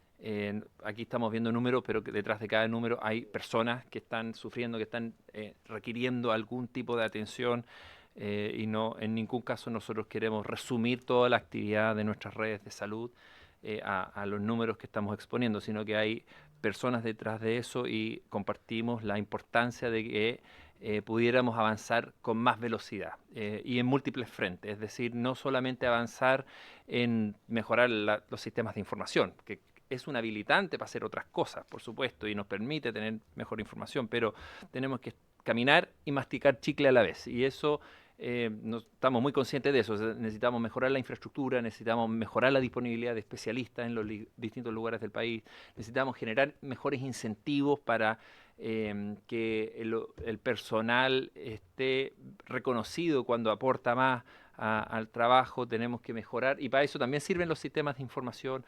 Tenemos que disminuir el ausentismo, tenemos que mejorar la colaboración pública-privada para que podamos también usar la red privada con más eficacia y a precio justo. Por supuesto que hace falta presupuesto, y en esa pregunta que hacía usted, diputado Lago Marcino, para nosotros también es una prioridad resguardar de que los hospitales cuenten con el presupuesto necesario. Si bien existe una restricción presupuestaria, eso no es, digamos, noticia, pero esa restricción presupuestaria no nos tiene que frenar de las posibilidades de hacer un buen trabajo. Tenemos que mejorar la gestión también, no todo es presupuesto, tenemos que mejorar la gestión, tenemos que mejorar probablemente los gestores, que es un desafío importante. Eso nos lleva a hablar de ADP. Tenemos varios desafíos de modernización en el sistema, que algunas de esas hemos podido conversar. Por supuesto, ustedes tienen a la vista, han hecho un proceso de investigación muy interesante sobre los resultados, que vamos a estar muy atentos. Y nosotros como equipo de esta gestión que estoy asumiendo yo, nos hemos puesto estas 6 prioridades para mantener un equilibrio en materia financiera y un equilibrio en materia sanitaria, como grandes objetivos, porque por supuesto que tenemos que mantener esos dos elementos en la balanza. Y la gestión del presupuesto, donde le estamos pidiendo a cada servicio de salud una planificación pormenorizada, y vamos a estar haciéndole un seguimiento a esa planificación presupuestaria y a esa ejecución presupuestaria por servicio de salud, para resguardar de que los recursos sean bien utilizados. Vamos a hacer gestión en materia de ausentismo, para ir también mejorando en ese aspecto. Por supuesto, los tiempos de espera son una prioridad, de la cual ya hemos hablado bastante. La interoperabilidad, que también hemos hablado bastante. Las inversiones, y no quiero dejar también de mencionar que la atención primaria universal y el fortalecimiento de la atención primaria para nosotros también es un objetivo relevante. Entonces, en estas 6 prioridades vamos a estar trabajando durante este año y, por supuesto, todo lo que requieren para como consulta o respuesta a estas materias lo podemos ir viendo. Muchas gracias. Podríamos tener, antes de que termine esta comisión, una lista de esperas de pacientes en espera de radio y quimioterapia GES y no GES. Diría yo, o sea, aunque sea para poder abordar un poco esa visión, quizás por macrocentro, cirugía oncológica, o sea, tener como un informe del estado de la lista de espera en general oncológica. En definitiva, porque hoy día tenemos, por ejemplo, el cáncer cervicouterino, la lista de espera GES no está dentro de ahí tanto la paciente que no se hace el Papa Nicolau, como la paciente que está en espera de radioquimioterapia de un cáncer cervicouterino. Entonces, obviamente lo primero es importante, pero lo otro es más urgente. Entonces, no podríamos tener una radiografía respecto a la situación del cáncer, es decir, de todas las patologías GES, aquellas que están en lista de espera de cirugía oncológica, radioquimioterapia, y de las idealmente las patologías no GES. Yo insisto, por ejemplo, el cáncer de páncreas, por ejemplo, aquí en el Van Buren, todos los pacientes con cáncer de páncreas son tirados a la cola, producto de que no es GES, tanto para quimio como para radio. Igual otras patologías cancerígenas, es decir, tenemos lo que decía el mismo diputado Lee, solamente el melanoma maligno es GES. Pero, entonces, no sé si podríamos disponer de algo de esas características también para llevarnos números que pelear en la ley de presupuesto. Ahora en junio se empieza a hacer el levantamiento de la ley de presupuesto 2026. ¿Podemos pedir otra cosa? Lo que usted quiera. ¿Lo pedimos formalmente? ¿De acuerdo? Y también lo que pidió el diputado Araya, que me se olvidó tocar la campana. Diputado Presidente, Lee. incorporar a la solicitud al señor subsecretario por su intermedio del estado de los convenios de programación que tiene el Ministerio de Salud con todos los gobiernos regionales en Chile. Y en particular, ¿por qué hago este alcance? Porque en el caso de la región de Arica y Parinacota hay un convenio de programación firmado con fecha 2019, un convenio que es de 8 años, que termina el próximo año y que, faltando tan poco, como menos de un año, está absolutamente incumplido por parte del Ministerio de Salud. Entonces, hay una figura que es, en el fondo, un convenio de aportes de platas mixta entre el Ministerio de Salud y los gobiernos regionales, donde los gobiernos regionales han cumplido ciertas partes, no sabemos cuánto, por eso que la información, el Ministerio de Salud ha cumplido muy poco, por lo menos en lo que respecta a la región de Arica Parinacota, y fíjese acá, para dar números exactos, 73.000 millones de pesos del convenio de programación, 35% le corresponde al GORE Arica, Parinacota, 65% al Ministerio de Salud, pero los porcentajes de aporte están insuficientes. Entonces, ¿por qué lo digo también, presidente? Porque esto se extrapola a todos los gobiernos regionales y lamentablemente quienes deben fiscalizar el cumplimiento de estos convenios, que son los consejeros regionales, no tienen la suficiente preparación, por lo menos en esta área, para hacer una correcta fiscalización. Sobre todo ahora que además están recientemente electos, ven estos números, ven estos convenios, ven estos proyectos, y yo, con todo el respeto que le tengo a los consejeros regionales, pero no tienen por qué ellos estar tan preparados. Hemos propuesto ya hace algún tiempo que los consejeros regionales tengan asesores técnicos, que tengan profesionales de apoyo, pero sin embargo esto no ha ocurrido, y lo que pasa entonces es que finalmente el que tiene el sartén por el mango en los territorios siguen siendo las direcciones de salud. Y ahí es donde está faltando más gestión y más transparencia para sentarse frente a los gobiernos regionales y decirles la verdad. Hasta ahora, presidente, eso no ocurre. ¿Hay acuerdo para pedir el estado de los convenios de programación? ¿Hay acuerdo? Perfecto. Estamos en el tiempo. Diputado Araya, Re- No, es que las preguntas, presidente. ¿Prorrogamos 5 minutos? Sí, Perfecto. No, es que para ir armando el informe ya. Presidente, solo quiero explicar la situación y después si nos pueden contestar ahora o por oficio. El Hospital de Antofagasta partió con una política de desvinculación de personas honorarios en distintas áreas del hospital. Eso, la verdad de las cosas, es que le quita una cierta capacidad operativa al hospital. Curiosamente, el Hospital de Antofagasta, hacia la mitad del año, o sea, el mes de mayo, sabe que tiene que iniciar compras de servicio porque con la provisión de gentes que tiene no logra cubrir la lista de espera que hay. Y además parte con un presupuesto que debe ser, no sé, el 50-60% de lo que se necesita para operar. Y me decían que todo el mundo sabe que esa es la práctica habitual de los hospitales y se va suplementando el presupuesto después. Entonces yo quisiera saber cuál es esto me dicen que es una práctica desde que el mundo es mundo, ¿cuál es la lógica detrás de eso? O sea, un presupuesto un presupuesto que pareciera estar mal calculado, pero nunca está mal calculado porque siempre llega la plata a fin de año. La decisión de desvincular funcionarios propios que podrían darle más capacidad operativa al hospital y generar una especie de tormenta perfecta donde es necesario salir a comprar servicios y que además mágicamente cuando se está acabando la plata aparece la plata hasta el fin de año. Entonces, no estoy haciendo ninguna acusación, solamente estoy tratando de relatar de la manera más clara posible lo que podría ser un tema que aparentemente se va repitiendo en distintos hospitales o en distintos servicios de salud donde el presupuesto aparece menor y después mágicamente aparecen suplementaciones desde el Ministerio de Hacienda. Entonces, ¿por qué esa es una decisión? O sea, decir, echemos gente, reduzcamos la capacidad operativa, después necesitamos hacer compra de servicio para responder a esta demanda, salimos a comprar servicio que es más caro y después aparece mágicamente la plata y las partidas que más se cuidan son las de compra de servicio. Entonces, no es necesario que me lo respondan ahora, ojalá pueda ser por escrito. Y si lo que yo estoy diciendo no corresponde a la realidad, yo estoy abierto a que me digan, sabe que eso no es así. Pero de los documentos que he ido viendo, de lo que he estado revisando y con las personas que he estado conversando, pareciera que esto es una práctica que se va repitiendo. O sea, el tema de presupuestos me pasó, y me recuerdo en experiencia parlamentaria, como todo el mundo decía, se está acabando el presupuesto, se está acabando, y resulta que no se acaba nunca.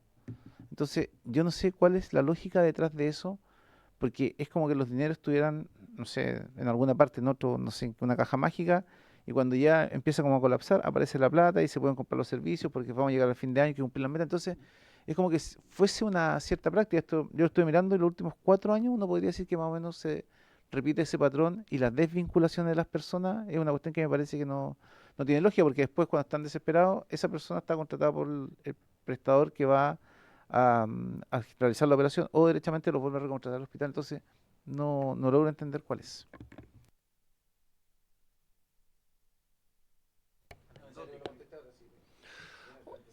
O Puede sea, contestarlo ahora. voy a hacer un intento, pero es una dinámica presupuestaria efectivamente de larga data que genera ciertas como dinámicas en los servicios de salud cuando el presupuesto de inicio es diferente al presupuesto de cierre, ¿cierto? Ese es el fenómeno que usted observa, que no necesariamente, quiero aclarar, está vinculado directamente con el fenómeno de los honorarios a suma alzada que usted menciona, porque la naturaleza del contrato honorario es transitoria. Entonces, que estén entrando y saliendo personas en esa modalidad es esperable, digamos, porque por ley es una función transitoria.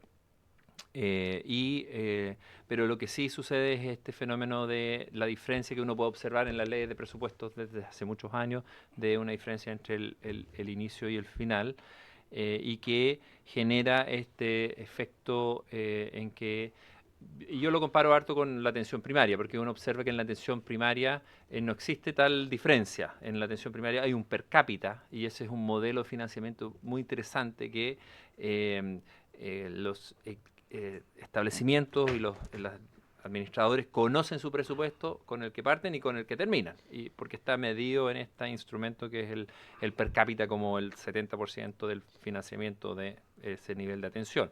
No es un per cápita lo que tenemos en el nivel secundario, sino un presupuesto más bien medido y definido por criterios históricos.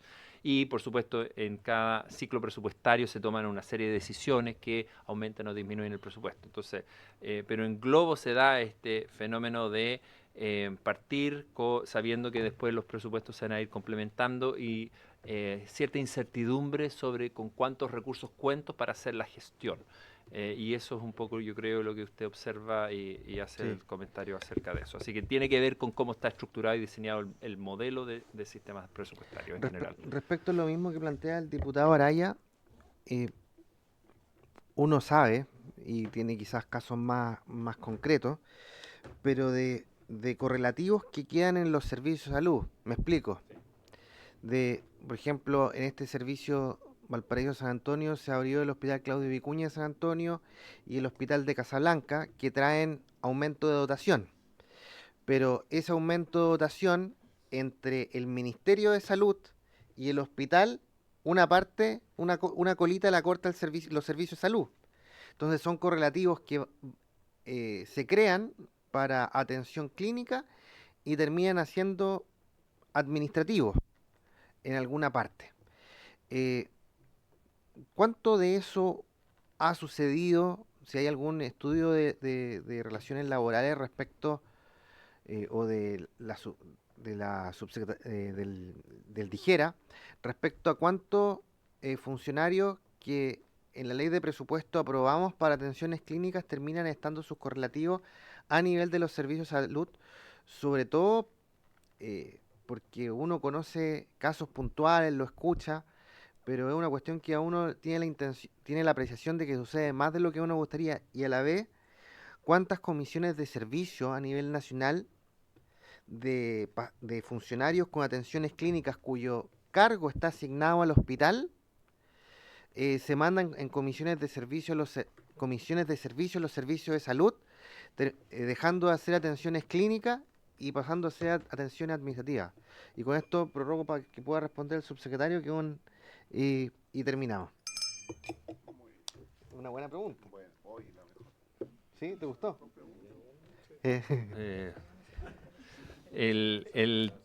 O sea, esta pregunta sobre los correlativos y la distribución del personal. Recordar que las dotaciones son por servicio de salud. La ley de presupuesto identifica el servicio de salud como la entidad administrativa y toda la dotación le pertenece al servicio de salud, dentro del cual están los hospitales autogestionados, ¿cierto? En establecimientos. Respecto a eso, cuando nosotros aprobamos el presupuesto año a año del servicio de salud respectivo, y de un año, por ejemplo, existe la apertura de un hospital, hay una glosa en ese programa del servicio de salud que dice se han creado no sé cuántos cargos por producto de que se abre el hospital tanto. Entonces, eso, si bien la dotación está asignada al servicio de salud, nosotros aprobamos funcionarios para los hospitales, sobre todo en función de que hoy día está delegada desde la subsecretaría a todos los directores de servicios de salud la facultad de poder asignar esos cargos nuevos. Sí, justamente para allá un poco ya, solo como contexto, la dotación es del servicio de salud. Cuando en la ley se identifica el destino, o sea, lo que corresponde es que esos contratos se ejecuten en ese destino. Es decir, es una malversación cuando se aprueban recursos presupuestarios que no se utilizan para el fin para el cual fueron creados. Eso es como una regla general, ¿cierto?, que tenemos como sistema presupuestario y administración pública. Por tanto, no debería suceder el fenómeno, si bien uno también conoce algunos casos que eso ha sucedido, pero hay que tener ojo también porque los servicios de salud hacen distribución interna entre los establecimientos para el mejor funcionamiento de la red en su conjunto, y como también gestiona directamente, por ejemplo, hay varios servicios de salud que gestionan directamente hospitalizaciones domiciliarias, por ejemplo, desde el servicio de salud, que también requiere una dotación del servicio de salud para la atención directa en uno podría decir, el establecimiento servicio de salud, que funciona casi como un prestador. Entonces, yo creo que esa pregunta que ustedes realizan de cuánto pesa este fenómeno, yo creo que es difícil de medir y hasta donde yo sé no tenemos mediciones precisas de aquello. Y lo que no quita que podamos empezar a investigarlo.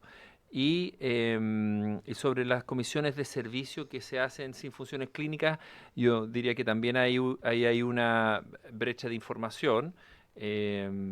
que también las comisiones de servicio no contamos con un sistema nacional de comisiones de servicio, como un registro nacional de comisiones de servicio.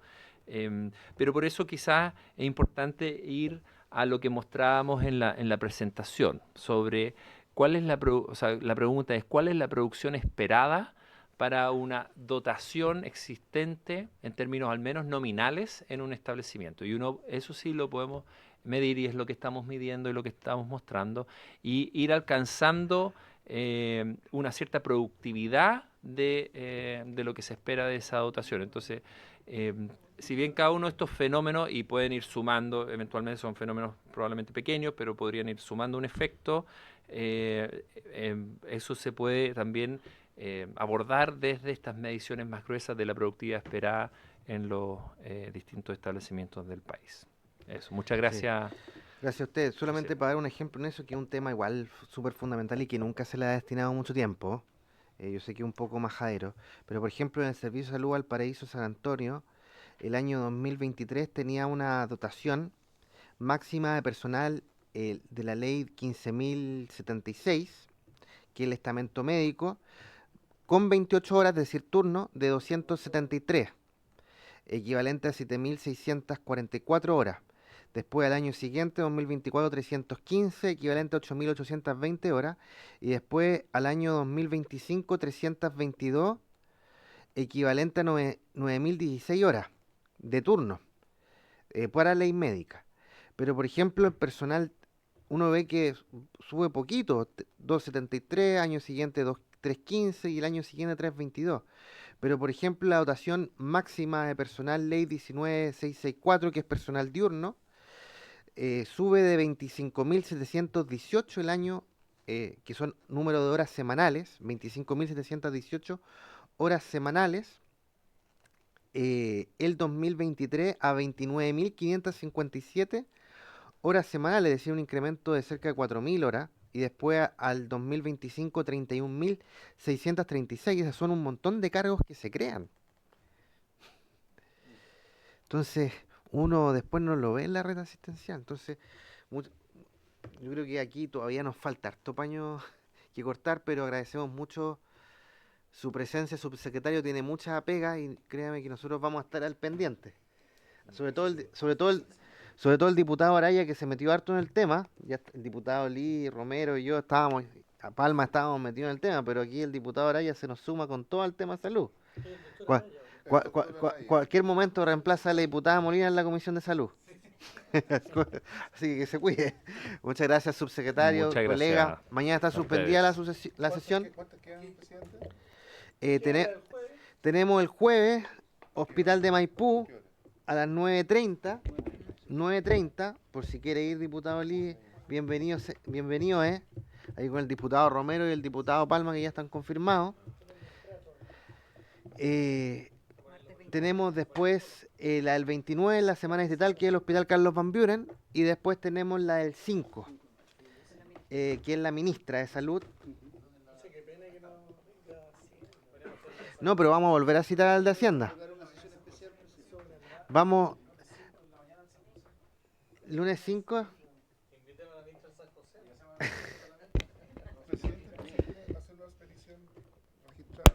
Secretario, si es posible, ya que se nota que está entrando con muchas ganas a trabajar.